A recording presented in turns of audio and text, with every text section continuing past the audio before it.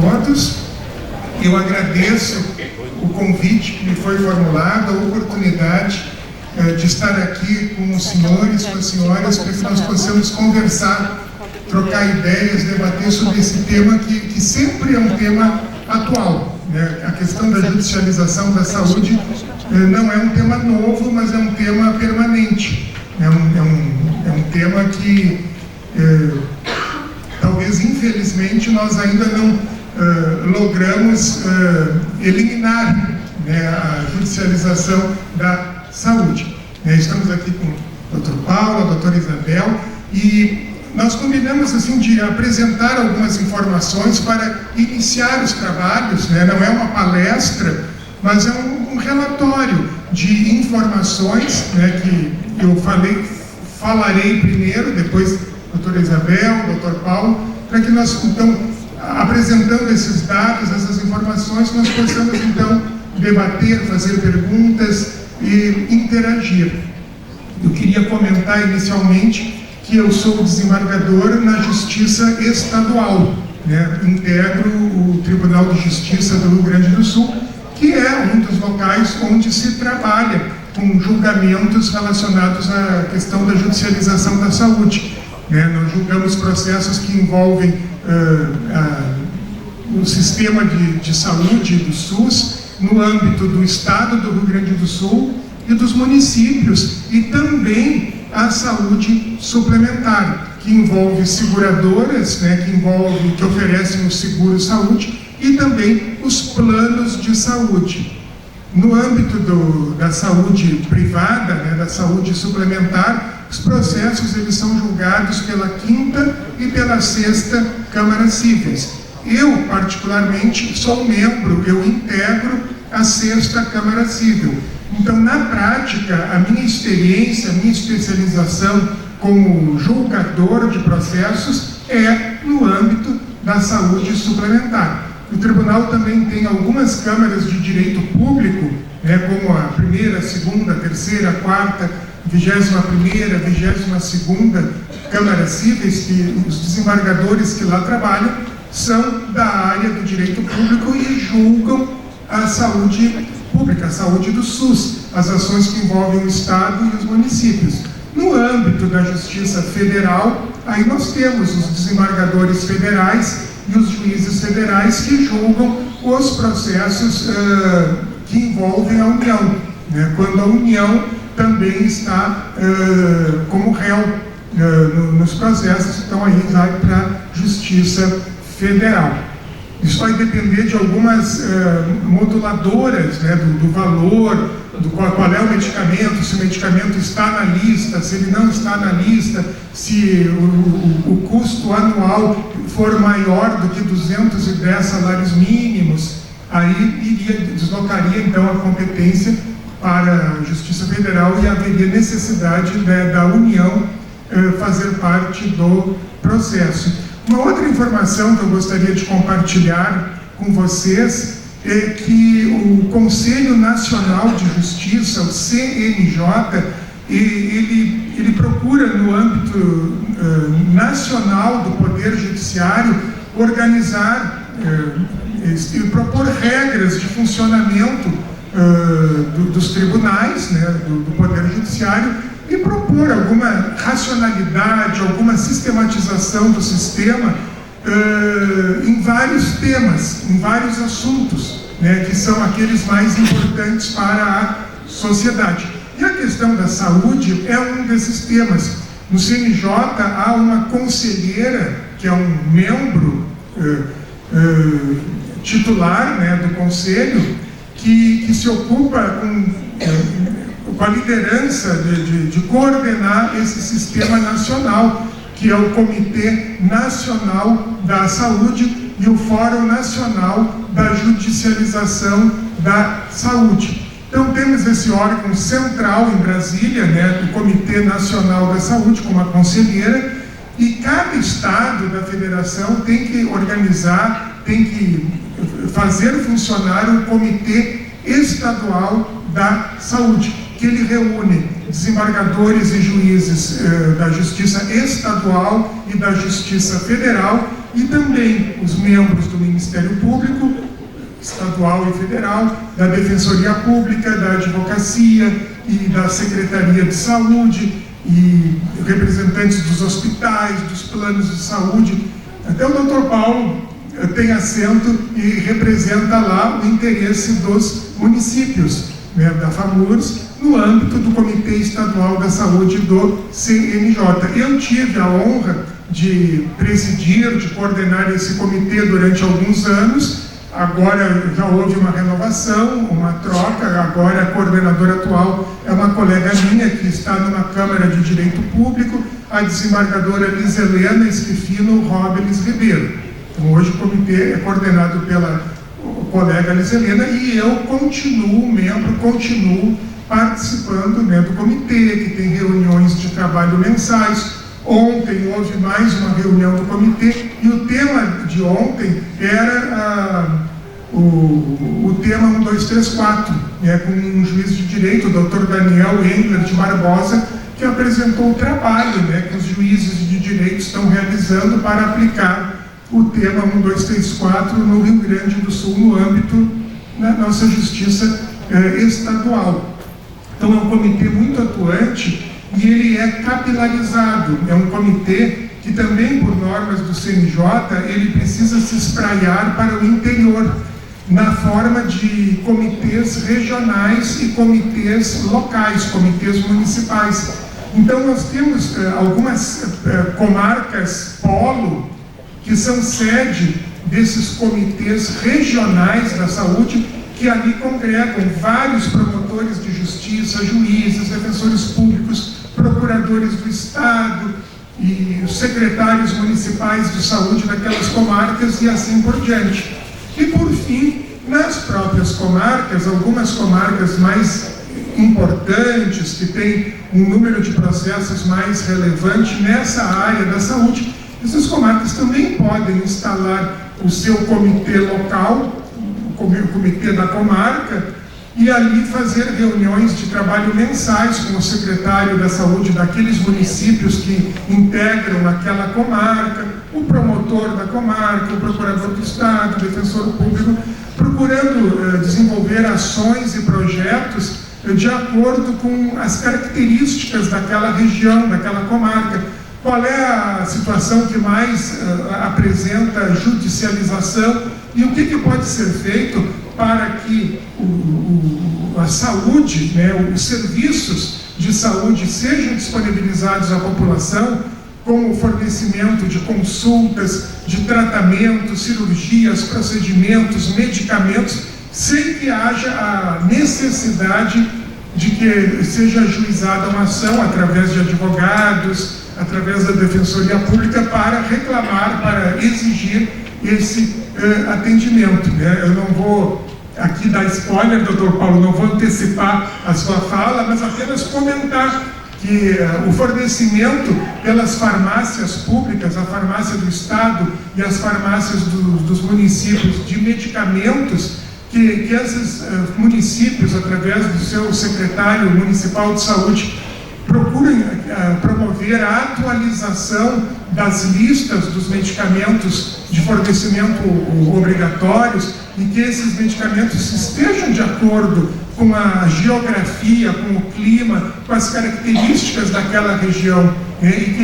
e que comprem os medicamentos, né? Que façam os editais, as licitações, que as farmácias estejam abastecidas dos medicamentos corretos e indicados para o tipo de doenças que existem naquela região. Porque às vezes as pessoas ajuizam ações para o fornecimento de algo que seria obrigatório, que está na lista e que o município deveria disponibilizar, e às vezes por entraves burocráticos, por alguma questão de falha na gestão, isso não acontece, né? Então, esse tipo de judicialização, esse sim, ele é desnecessário, e administrativamente as coisas podem ser resolvidas. Até mesmo, às vezes, municípios muito pequenos podem formar consórcios. Outra fala que o Dr. Paulo talvez aborde, que eu não quero aqui antecipar, mas os pequenos municípios ou de uma região podem se reunir para fazer um edital da compra dos medicamentos que depois vão ser rateados e distribuídos entre as suas farmácias. Aqui uma recomendação, um conselho que eu dou, uma orientação, uma sugestão, sempre com o propósito de colaborar, de contribuir, é que os secretários procurem se aproximar desses conselhos, desses comitês que eu falei de saúde que existem do CNJ, o comitê regional da sua região, ou o comitê local, se é que ele existe, ou então fazer uma visita ao juiz de direito da comarca, propondo que ele instale o comitê, ou que ele participe do comitê regional, ou dizendo que quer ser convidado e que se coloca à disposição para comparecer nas reuniões do comitê, né? Porque às vezes a estrutura organizacional do CNJ ela existe, mas pode ser que em alguma comarca, alguma região, isso possa estar adormecido, né? Mas, então, às vezes, o próprio secretário do município ou o prefeito vai lá e catalisa, e acorda e acelera essa rede de contatos, né? Porque nessas reuniões com o procurador do Estado, o procurador do município, o juiz, o promotor, o defensor público, assim por diante, aquelas conversas, elas às vezes podem estabelecer fluxogramas, procedimentos operacionais padrão, situações de alguma negociação que elimine a judicialização. As pessoas ali dialogando, conversando, podem chegar a entendimentos e a consensos, né? Então, é a primeira contribuição que eu quero dar para os senhores e para as senhoras essa aproximação entre os poderes, entre as instituições, para o bem da sociedade. A mesma coisa acontece com uma organização de nível nacional, que é o CONASENS, né? o Conselho Nacional. Até o doutor Paulo pode me ajudar, o que significa a sigla, né? O CONASENS é o Conselho Nacional dos Secretários Municipais de Saúde, e nós aqui no Rio Grande do Sul temos o COSENS. Até para explicar, a Lei 12.000, uma lei federal, a Lei 12.466 de 2011, eles que são os responsáveis pelas pactuações de todo o Estado aqui no Rio Grande do Sul. Então é COSENS e Secretaria Estadual da Saúde. Os secretários municipais têm o poder de pactuar toda a questão financeira, organizacional, de planejamento, todas as ações, as referências hospitalares, junto aos prestadores de serviço do SUS aqui no Rio Grande do Sul. Então, nós até temos aqui um ex-secretário de saúde que é prefeito hoje do município de Restinga Seca, deve estar ocupado ali, o prefeito nem me olha, mas tudo bem.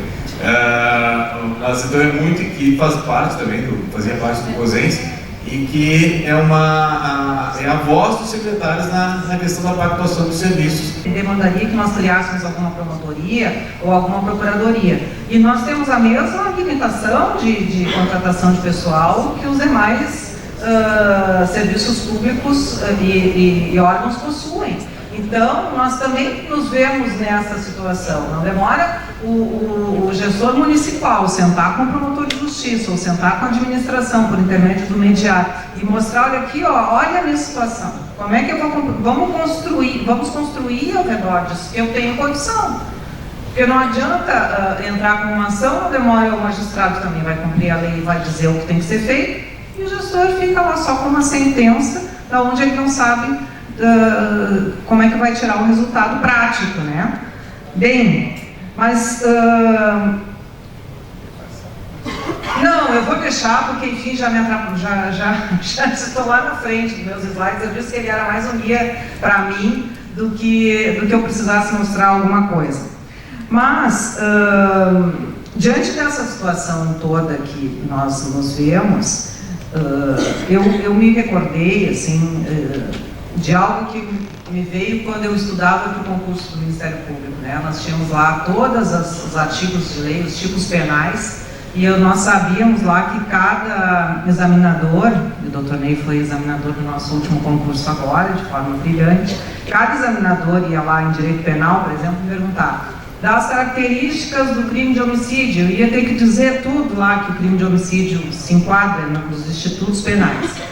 Para eu otimizar aquele momento, eu utilizava do seguinte, eu estudei a teoria geral do crime, porque se eu soubesse toda a teoria geral do crime, eu ia naturalmente saber enquadrar todos os institutos penais dentro de cada crime que me fosse perguntado na hora que eu fosse fazer a prova. Então, eu acho que muitas vezes nós também nos esquecemos de usar a teoria geral do processo civil, a teoria geral do direito civil e as normas básicas de direito para interpretarmos as leis. E desde 2018, com a mudança da lei da LINDB, da Lei de Introdução às Normas do Direito Brasileiro, nós temos um artigo lá, o artigo 20, que ele é primordial para qualquer entendimento que nós tenhamos de fazer acerca das questões que estão sendo postas, e principalmente quando a gente trata de política pública. E esse artigo 20, ele diz o seguinte: nas esferas administrativa, controladora e judicial, não se decidirá com base em valores jurídicos abstratos, sem que sejam consideradas as consequências práticas da decisão. Ponto. Então não interessa se a Constituição diz que direito à saúde é um direito que eu tenho que disponibilizar ao indivíduo, não interessa o que diz as últimas normativas lá do SUS, não interessa. Na hora de julgar, o julgador tem que ver as consequências do seu julgamento. Então, aí, o que eu quero dizer com isso? Se eu tenho lá um pedido de uma disponibilização de um medicamento que vai custar sei lá quantos milhões, e aquilo é praticamente o orçamento que eu tenho do município para aplicar em uma determinada política pública, eu não posso me omitir em dizer para o legislador as consequências do que aquilo vai gerar, para que o legislador, para que o julgador, na hora que for proferir a sua decisão, não leve em conta tudo isso que nós estamos tratando aqui hoje. Mas para isso eu preciso saber, nós precisamos disponibilizar essas informações. E às vezes, no meu dia a dia, eu não sou promotora lá na Fazenda Pública que trate especificamente com essas várias regionais de saúde que recentemente foram criadas. E a minha promotoria é a 7ª promotoria, a doutora Lucilene, que ontem foi promovida a procuradora-geral, é que tratava na 10ª promotoria dessas situações, na 10ª e na 11ª. Mas eu estava lá dentro e eu ficava cuidando dos pareceres, e tive cuidado antes de vir aqui falar com os senhores, para ver os pareceres lá da promotoria, da qual eu estou afastada já há mais de ano. Como é que é decidido? É a Caixa aquela. A lei diz isso, o tema diz isso, se enquadra no tema, não se enquadra no tema, pelo deferimento, pela procedência, pela improcedência. Mas o que aquela procedência ou aquela improcedência vai gerar para aquele que está sendo condenado ao pagamento daquele medicamento? Não consta no parecer. Bom, tomara que, se o doutor Tiago se demitiu ontem, tomara que eu não chegue lá e alguém tenha me tirado do cargo. Mas nós precisamos saber as consequências. Vou pedir até, não vou pedir para a senhora reforçar, mas estávamos falando isso hoje pela manhã. Né? E eu estava falando com alguns procuradores jurídicos hoje de manhã, até não me recordo, foi contigo, né? Algo sobre isso. Os municípios têm que expor as suas realidades. Exatamente. E assim, vamos fazer todos a meia-culpa, porque assim como eu estou fazendo uma meia-culpa do Ministério Público, dizendo que o nosso parecer está sendo muito objetivo e não está errado, ele está certo, ele está analisando o que diz a normativa, ele está analisando o que diz a Constituição, ele está analisando o que dizem os temas, está pegando aquele caso concreto e encaixando direitinho ali dentro, e no final concluindo, procedência ou improcedência. Só que não demora, a inteligência artificial vai fazer isso pela gente, porque se é só encaixar o fato dentro dessa normativa, qualquer inteligência artificial faz. Agora, nós precisamos justamente do ser humano para interpretar as consequências daquela decisão. E eu acho que é nisso que tem que girar a nossa conversa, não vou nem dizer que é uma discussão, a nossa conversa todos os dias, e não só na política de saúde. Eu me deparo mais frequentemente agora nos últimos meses com situações gravíssimas na área da educação. A compra de vaga no ensino infantil, ela supera e muito o quanto os municípios pretendem aplicar na educação infantil nos seus territórios.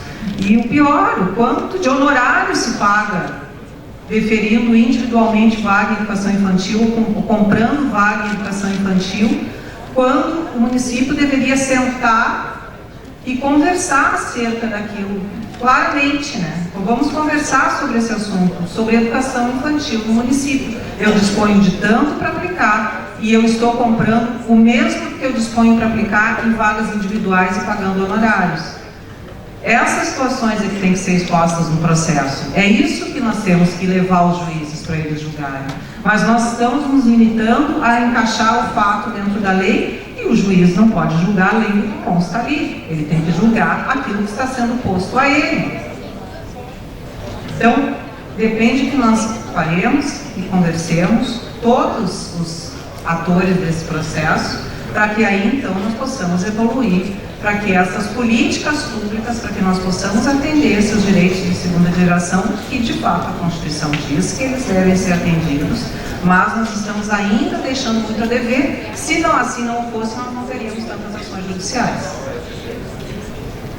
Enfim, eu fiz o debate, mas eu avisei antes que eu ia ser provocativo. Eu vou aproveitar a oportunidade, porque nós estamos agora com uma leva, se eu não me recordo, são quase 40 promotores que estão em curso, terminam essa semana e vão ir para os municípios. Com isso, o Ministério Público pretende ter alcançado praticamente todos os municípios do estado de entrância inicial com promotores de justiça nas promotorias. O que mais nós vemos é que o promotor chega numa ânsia de querer salvar o mundo, que às vezes acaba acontecendo isso. Muito dificilmente nós vamos ver promotores como eu, com 30 anos de carreira, fazendo esse tipo de coisa. Até porque daí o promotor já conversou muito tempo com o prefeito, já conhece, já viu muita coisa, já aprendeu. Mas os que chegam com uma vontade louca. São seres humanos, vamos conversar. Exatamente, quase de boa fé, inclusive. Porque vem ali o sofrimento da pessoa que precisa do medicamento, não sei o quê. Se deu certo, se ele mandou o papelzinho lá e deu certo, ele vai continuar fazendo. Mas vamos estreitar a conversa para também dizer para ele que não pode funcionar dessa forma. Mas aí eu vou, além do curso que eles ficaram lá 40 dias, pedir para os senhores que vamos ensiná-los também. Eles vão chegar cheios de vontade, mas é para colaborar. Para colaborar com a população, não é com vontade de quebrar os municípios, mas pelo contrário. Só que, em primeiro lugar, às vezes os promotores chegam na cidade e nem se apresentam como promotores. Exato, isso eles acontece não vão conversar também. com o prefeito, eles não vão ver como é que é dentro da prefeitura. Isso que... Aí vem os ofícios dentro de uma bolha que... No inventário da corregedoria, porque eu também já fui promotor corregedor, eu já disse que eu fiz tudo. No inventário da corregedoria do Ministério Público, uma das primeiros itens, ele diz que o promotor tem que mandar a sua comunicação de chegada para o prefeito, até para o padre, para todo mundo que é autoridade dentro do município, se apresentando e dizendo que ele está assumindo a promotoria e se colocando à disposição. Muitos não fazem isso. Então é por isso que eu estou colocando a subprocuradoria em contato com os senhores, para que a gente possa aprimorar essa comunicação, estreitar esses laços, porque nós temos que nos dar conta também, e aqui eu vejo poucos mais mocinhos, assim, estamos todos que essas novas gerações têm comunicações diferentes, eles não são acostumados, eles são do virtual, eles não são acostumados a ir lá e se apresentar e apertar a mão, coisas que nós fazíamos tão naturalmente quando chegávamos no lugar. Morar na cidade, exatamente. O promotor tem que morar no município, o magistrado tem que morar. Nós tínhamos antigamente as casas do Ministério Público e da Júris, né? Quando não tinha local para morar, as associações disponibilizavam uma casa para morar. Hoje em dia pode morar 80 quilômetros da comarca. Como é que eu vou trabalhar no município que se situa a 80 quilômetros de onde eu moro? Eu não sei o que está acontecendo lá. Ninguém me conhece. Eu morei em Lagoa Vermelha, eu morei em Farroupilha, eu morei em Santa Maria, eu fui morando nos municípios, eu sabia, eu conhecia o prefeito, eu almoçava na casa do munícipe, eu ia caminhar naquela praça, eu via as coisas que estavam acontecendo. Hoje em dia eles não fazem mais isso, mas é autorizado. Qual é o ano? Farroupilha. Farroupilha 98. E a cidade de Natal, tinha recém saído lá, fui secretário da saúde lá em 91. Mas esse é mesmo que acontece. Olha só né, que riqueza de informação que a gente tem e é o sentimento que todos nós temos aqui. Chega o promotor lá, complementar, porque o Emil dedo mil vezes. a vice-prefeita de São Marcos. Eu acho importante morar, mas eu acho muito importante a rotatividade do judiciário e também do Ministério Público, porque senão, infelizmente, eu já vivi. Voltando então, eu acho muito importante residir, mas eu acho fundamental a rotatividade, porque quando fica um promotor muito tempo no município, um juiz, eles acabam criando vínculos, e as decisões não são tão judiciais, tornam-se até partidárias, pelo menos em município menor. Nós temos princípios constitucionais que dizem que nós somos inamovíveis. Ninguém pode nos tirar do local. Recurso quem avalia? E aí, exatamente. A gente já teve situações, vou colocar uma situação real que eu vivi no passado. Por exemplo, a administração do partido tal tinha que fazer um relatório mensal da brita, onde colocava, que dia colocava, que horário. Mudou a administração, veio os amiguinhos da promotoria e os caras davam uma pedreira. Mas aí tem que encaminhar para a corregedoria, porque nós temos colegas que eram nascidos em determinado município, apresentou-se esse tipo de situação, foram obrigados a se remover, porque daí eu tinha um fato concreto a ser analisado. Exatamente. Mas eu não sei se é uma realidade só que no meu município viver, mas município pequeno é bem complicado. Se eles ficam lá 30 anos. Se nós nunca tivermos conhecimento na administração, nós não podemos fazer nada. Mas foi denunciado. Mas tudo bem. Estou me colocando mais uma vez à disposição, para nós verificarmos no caso a caso.